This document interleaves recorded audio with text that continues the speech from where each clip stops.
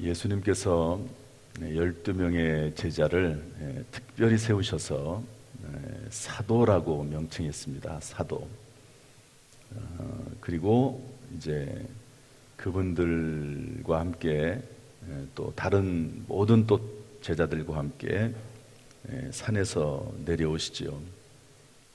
그때 수많은 사람들이 예수님의 말씀을 들으러 오고, 그래서 병도 치료받고 또 귀신들을 쫓아내시기도 하시고 그런 일이 있었습니다. 그리고 나서 그 시점 정도 됐을 거라고 봅니다. 예수님께서 그 모든 제자들을, 항상 예수님을 따르는 제자들이 있으니까요, 그 제자들을 향해서 이제 설교하십니다. 오늘의 이 누가복음 6장 20절 이하의 말씀은 예수님의 첫 번째 설교라고 볼 수 있습니다. 그리고 첫 번째 설교의 의미보다도 중요한 것은 이것이 예수님의 공생의 메시지의 핵심이라고 하는 것이죠. 그래서 상당히 중요한 말씀인데, 이 예수님의 설교가 네 가지 복과 네 가지 화에 대한 이야기를 시작으로 말씀이 선포가 됩니다. 그런데 20절 말씀은요, 이 전체 메시지 중에서도 또 전체를 이끌어가는 아주 중요한 말씀입니다. 이 안에는요, 몇 가지 중요한 단어가 나옵니다. 그래서 이 내용을 한 절만 같이 나눠보려고 합니다. 우리 다시 한번 다시 한번 저를 따라서 하시죠. 너희 가난한 자는 복이 있나니 하나님의 나라가 너희 것이며. 제가 끊어서 읽은 요 네 가지가 전부 다 중요한 의미가 있습니다. 첫 번째는 뭐냐면 복이 있나니라고 하는 내용입니다. 한번 합시다. 복이 있나니. 다시 한번 복이 있나니. 저도 이번에 설교를 준비하면서 다시 한번 이 부분에 대해서 집중하게 되고 또 새롭게 다가오더라고요. 그게 뭐냐면 예수님께서 첫 번째 설교이기도 하면서 예수님의 핵심 메시지의 주제가 뭐냐, 그게 복이다 하는 겁니다. 예수님께서는요, 궁극적으로 모든 인류에게, 특별히 하나님의 백성들에게 이 참된 복을 주시기 위해서 이 땅에 오셨다 하는 것을 알려주고 있습니다. 여러분, 구원을 주시죠. 예수 믿고 구원받는 거, 그 자체가 목적은 아니잖아요. 우리로 하여금 행복하게 하고 또 복된 인생이 되게 하고 그런 삶을 살기 위해서 예수님께서 우리에게 구원을 주시는 것이죠. 그러지 않습니까? 그래서 어거스틴 같은 유명한 신학자는 인간의 목적이 뭐냐, 최대 목적은 행복이다. 무슨 하나님 앞에 헌신하고 희생하는 그게 목적이지, 선교하고 전도하는 게 목적이지 무슨 행복이 목적입니까? 이렇게 말할 수 있는 분도 있을지 모르지만, 여러분, 왜 전도하죠? 전도하는 게 행복하니까 전도하는 거예요. 여러분, 왜 순교하죠? 순교하는 게 행복하니까 순교하는 거예요. 순교하지 않으면 견딜 수가 없는 거죠. 그 마음에, 양심에 갇히게 돼서 그 당시에. 그러니까 행복하기 위해서 순종하는 겁니다. 하나님의 명령이기도 하고 사명이기도 하지만 그것이 행복이기 때문에 그러는 거죠. 여러분, 이 새벽에 왜 나오십니까? 기도하러 나오시죠. 그런데 그 근원에 들어가 보면 새벽 기도 나오는 게 행복한 거예요. 이것이 행복입니다. 그렇지 않습니까? 세상에 있으면서 피곤하지만 또 이른 새벽에 일어나는 것이 힘들지만, 그러나 주님 말씀에 순종해서 이 자리에 나와서 기도하고 그 사명을 감당하는 것이 행복하니까, 그러니까 나오는 거죠. 할렐루야. 그런데 예수님께서 설교를 하시면서 그 주제가 뭐냐, 행복, 복이었다 하는 것이죠.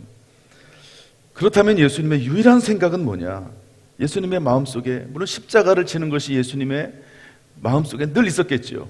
그러나 그 십자가를 짐으로, 그 십자가 자체가 목적은 아니잖아요. 그 십자가를 짐으로 모든 인류에게, 죄에 빠져 있는 사람들에게 복을 주시기 위해서, 구원을 주시기 위해서, 궁극적으로 행복을 주시기 위해서 하나님께서 이 땅에 예수님을 보내셨고, 예수님은 십자가를 지신 것이죠. 그래서 예수님의 유일한 생각은 어떻게 하면 인류에게 참된 복을 줄 수 있으며 어떻게 사람들에게 행복을 줄 수 있을까? 이것이 예수님의 유일한 생각이었을 것이다 라고 이 말씀을 통해서 우리가 살펴볼 수 있습니다. 예수님께서 왜 십자가를 지셨죠? 우리에게 행복을 주시기 위해서. 여러분, 예수님께서 왜 부활하셨을까요? 우리에게 복을 주시기 위해서. 하늘로 올라가신 예수님은 우리가 이 땅에서 복된 삶을 살도록, 잘 되도록 하기 위해서 지금도 하나님의 보좌 우편에서 계속해서 간구하고 계신다고 성경은 기록을 하고 있습니다. 저는 이 말씀이 정말 이번에 말씀을 준비하면서 아주 깊이 다가왔어요. 새롭게 다가왔습니다. 당연한 말씀인 것 같긴 한데 아주 더 깊이 다가왔어요. 아, 그렇구나. 예수님께서 복을 주시기 위해서 우리에게 오셨구나.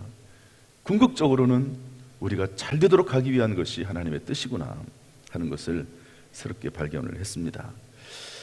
그런데 그 복이 누구에게 임한다고요? 한번 따라합시다. 가난한 자는 복이 있나니. 가난한 자가 복이 있답니다. 이거 도대체 이게 말이 좀 안 맞는 말 같아요. 복이 있는데 가난한 자가 복이 있답니다. 부자가 복이 있는 것 아닙니까? 그런데 가난한 자는 복이 있나니. 한번 따라합시다. 가난한 자는 복이 있나니. 여러분들은 가난하십니까? 부자이십니까? 가난한 자가 복이 있대요. 도대체 이게 무슨 말인가? 여기서 가난한 자는요, 실제로 가난한 사람, 돈이 없는 사람을 가난한 자라고 볼 수 있습니다. 부자들은 모든 그리스도인들이 마땅히 치루어야 할 희생이나 고통을 기피하는 경향이 있습니다. 반면에 가난한 사람들은 부자들보다도 더 기꺼이 그리스도의 부르심을 받아들일 수 있는 마음의 갈급함을 가지고 있기 때문에 상대적으로 그리스도인이 되기 쉽습니다. 그래서 예수님께서 뭐라고 말씀하셨냐면 누가복음 18장 24절 25절 말씀 보면 한번 읽어보겠습니다. 누가복음 18장 24절 25절 시작. 예수께서 그를 보시고 이르시되 재물이 있는 자는 하나님의 나라에 들어가기가 얼마나 어려운지 낙타가 바늘귀로 들어가는 것이 부자가 하나님의 나라에 들어가는 것보다 쉬우니라 하시니. 이 말씀이 없었으면 좋을 것 같아요. 그냥 부자들도 다 천국에 가고 그랬으면 좋겠는데 예수님께서 뭐라고 말씀하시죠? 부자가 하나님 나라 들어가는 것이 낙타가 바늘귀로. 여러분 바늘귀 아시죠? 이게 바늘이라고 칩시다. 엄청나게 큰 바늘인데요. 여기 바늘귀가 있잖아요. 낙타가 일로 어떻게 들어가는 낙타가. 이게 불가능하다는 거죠. 그러니까 부자는 하나님 나라 천국 들어가기가 불가능하답니다. 그래서 여러분 부자들이 예수 믿게 되는 계기 중에 하나가 뭐죠? 사업 망해가지고 병 들어가지고 그래가지고 부자들이 예수 믿는 사람 많습니다. 이어령이라고 하는 분이 계시죠. 이어령 유명한 석학 얼마 전에 돌아가셨습니다. 그분이 예수를 믿을 사람이 아니죠. 그런데 그분이 예수 믿었습니다. 왜 믿었는지 아십니까? 딸이 암에 걸렸어요. 그 딸을 위해서 딸 때문에 교회 나오기 시작을 했습니다. 물론 본인이 병에 걸리진 않았지만 가족 가운데 병이 겉으니까 그래서 이제 딸이 미국에 살았는데 하와이에 살았는데요. 예배당 참석해가지고 이 딸을 고쳐주시면 내가 예수 믿겠다고. 그래서 예수 믿게 되고 그래서 유명한 책을 썼습니다. 이분이 지성에서 영성으로라고 하는 책. 자기는 지금까지 지성만 있는 줄 아는 거예요. 그런데 그게 아니고 영적인 세계가 있다는 것을 내가 알게 됐다. 언제 그렇게 되는 거죠? 가난해졌을 때. 마음이 가난해진 거죠. 그때 예수 믿게 되는 겁니다. 그래서 누가복음 4장 18절 말씀 보면 주의 성령이 내게 임하셨으니 이는 가난한 자에게 복음을 전하게 하시려고.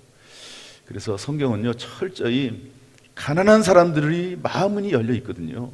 그래서 그 사람들이 예수 믿고 그 사람들을 부자 되게 하십니다.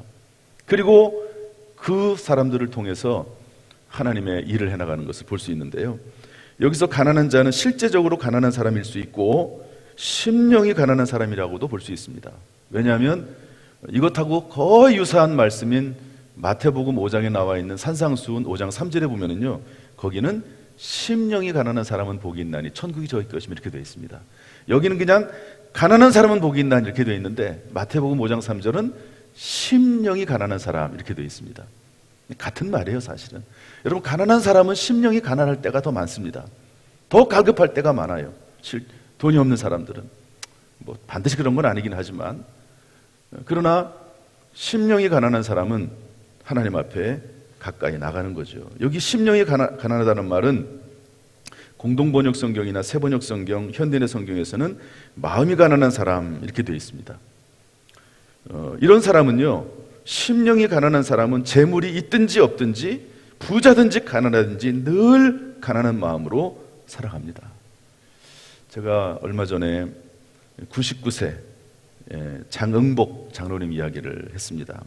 이분은 한동대에 113억을 기부하고 하나님의 부르심을 받은 그런 분들입니다. 그 이전에도 수십억씩 매년마다 10년 동안 기부를 한 그런 분이거든요. 이분은 가난한 분입니다.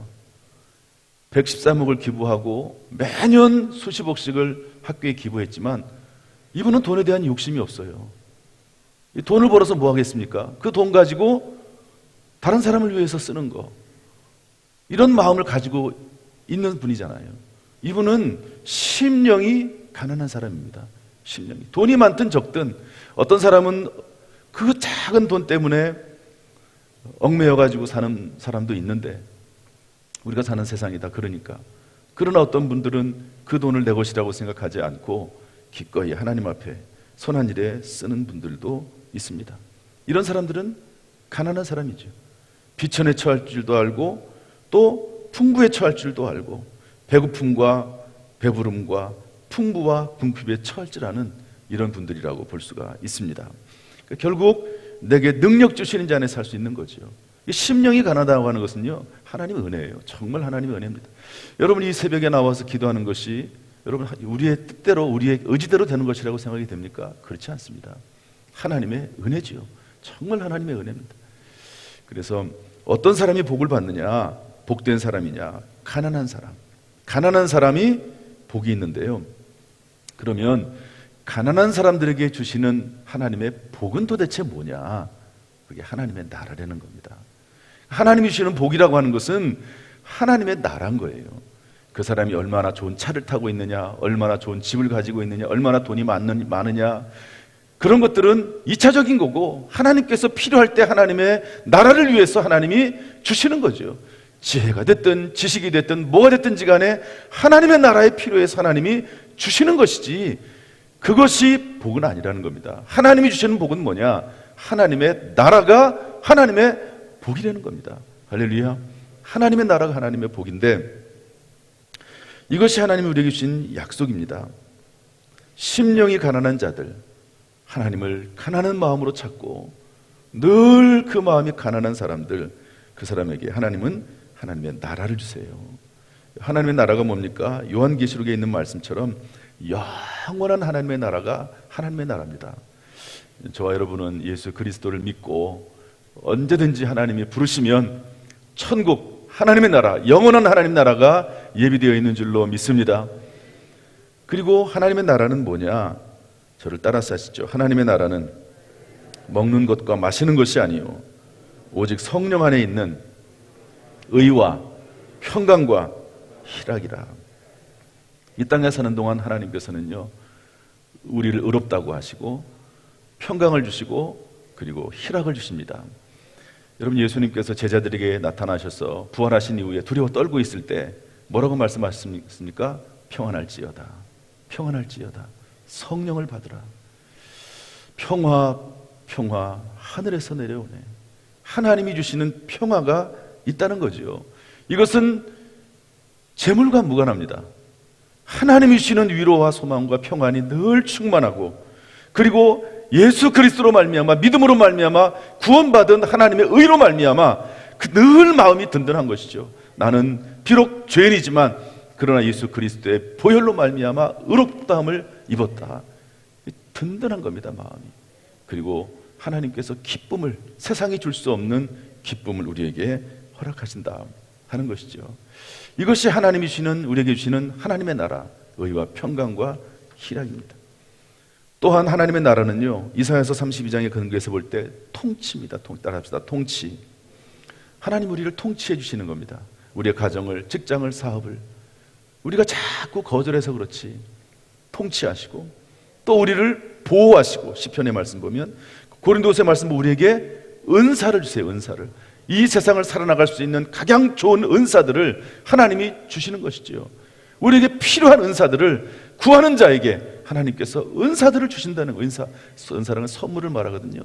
어떤 것이든지 간에 하나님 앞에서 요구하는 것들, 우리가 하나님의 뜻 가운데 필요한 모든 은사들을, 선물을 주신다 하는 것을 말씀하고 있습니다.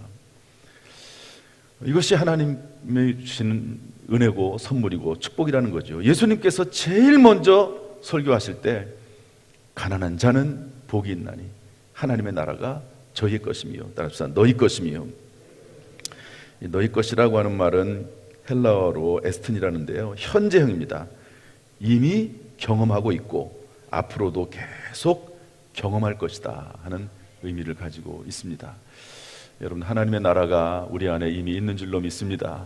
성령이 내 안에 계셔서 그 성령이 내 속에서 끊임없이 권고하시고, 성령께서 내 마음속에 위로하시고 힘을 주시고, 그 성령께서 감동 감화하시는 삶 가운데 참으로 하나님의 나라가 우리의 삶 속에서 이루어지는 줄로 믿습니다. 어떤 예수 믿는 할머니가 있습니다. 태어날 때부터 불구의 몸, 생활보호 대상자로 지원을 받고 살아가세요. 늙고 가난하고 친척도 없습니다. 결혼도 했는데 이제 다 돌아가시고 혼자 남았습니다. 그런데도 불구하고 늘 기쁨으로 살아가십니다. 예배드리며 찬송하거나 성찬식을 할 때면 그 얼굴에 감사가 넘쳐나고 그 얼굴이 천사처럼 빛이 납니다. 이분에 대해서 어떤 분이 이렇게 글을 썼습니다. 그 할머니는 비록 가난하고 몸도 불편하지만 교회 인근에 사시면서 처음 웨딩 드레스를 입고 결혼하던 때의 감동으로 늘 교회에 나오십니다. 이분은 그의 삶이 어떻든지 간에 하나님의 나라를 이미 소유하고 계신 분이고, 그리고 그 하나님의 나라가 매일매일 경험이 되고, 그리고 하나님이 이제 부르시면 영원한 하나님 나라에 들어가실 분이다 하는 것을 알 수가 있는 것이죠. 여러분, 하나님께서 저와 여러분에게도 이런 하나님의 나라를 주신 줄로 믿습니다. 하나님께서 우리에게 은혜를 베풀어 주심에도 불구하고 우리의 심령에는 늘 가난이 존재합니다. 그 이유는 아무리 신앙이 좋은 사람이라 할지라도 갖가지 유혹이 그들을 정복하기 위해서 울부짖는 사자처럼 달려들기 때문에 그렇습니다. 신앙이 좋으면 좋을수록 그런 유혹들이 더 크게 느껴지기도 합니다. 세상에 살면서 보암직도 하고 먹음직도 하고 지혜롭게 할 만큼 탐스러운 것들이 얼마나 많습니까? 육신의 정욕, 안목의 정욕, 이생의 자랑이 끊임없이 우리를 미혹합니다. 이로 인해서 때때로 넘어지죠. 그러면 그로 인해서 불안하고 분노하고 내가 왜 또 이렇게 넘어졌을까? 후회하고 죄책감에 빠져듭니다. 따라서 우리는 이 땅에 사는 동안 늘 가난할 수밖에 없습니다. 늘 가난하죠. 신앙이 좋든지, 신앙이 안 좋아서, 예수 믿지만 신앙이 안 좋아서 신앙생활을 제대로 못하면 양심의 가책을 받아서 늘 가난해요. 그러나 신앙이 좋아도 늘 유혹 가운데 때때로 넘어지면서 오히려 더 신앙이 좋은 사람들은 작은 것도 크게 느끼기 때문에 더 또 예수님을 의지하게 되고 주님 없으면 살 수가 없다고 생각을 하고 가난해지는 것입니다.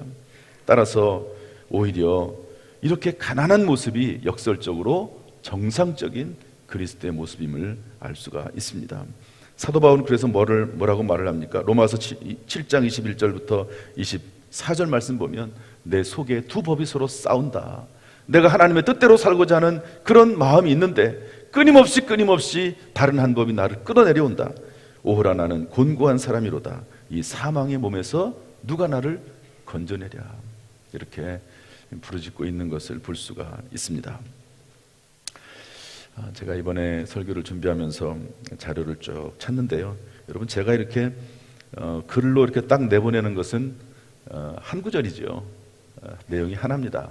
그러나 이 하나를 찾기 위해서 드는 시간들은 만만치 않습니다.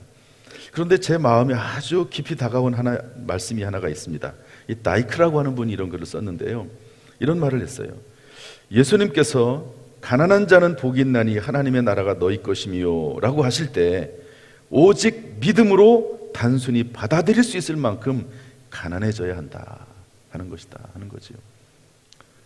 이 말씀이 처음 들으면 이해가 안 될 수도 있긴 하겠지만, 오직 믿음으로 받아들일 수밖에 없는, 내가 하나님 앞에 나갈 때 여러분 무엇이 필요합니까?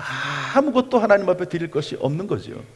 오직 믿음으로밖에 하나님 앞에 나갈 수 없는 그런 자신의 모습, 그리고 그 정도로 단순하게 믿음으로 받아들일 정도로 가난해져야 된다. 그것이 정말 하나님 나라에 들어가는 가난이다 하는 이야기를 썼습니다. 늘 우리의 마음이 주님 오실 때까지 가난할 수 있기를 예수님의 이름으로 축복합니다. 변함없이 교만하지 않고 늘 주님 앞에서 가난하고 또 가난한 거지요. 그런 사람이 복 있는 사람이고 하나님의 나라를 소유하게 되는 것입니다. 이런 하나님의 나라가 늘 우리의 소유가 된 것을 감사하고 점점 하나님의 나라가 우리 안에서 풍성해지기를 주님의 이름으로 축원합니다. 기도하겠습니다. 하나님 아버지, 우리 안에 이미 하나님의 나라를 소유하고 있고 그 하나님의 나라가 날마다 풍성해질 수 있도록 인도하여 주옵소서. 가난한 자는 복이 있나니, 심령이 가난한 자는 복이 있나니 하나님 나라 천국이 너희 것이며, 우리 안에 천국을 주심을 감사드리고 이 천국 안에서 천국을 소유하면서 천국을 누리면서 이 땅에 살다가 영원한 하나님의 나라 천국에 들어갈 수 있도록 인도하여 주옵소서. 예수님의 이름으로 축복하며 기도하옵나이다. 아멘.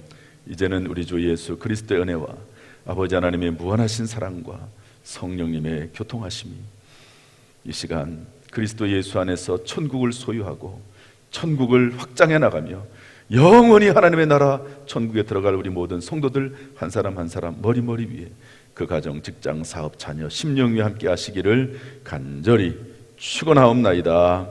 아멘.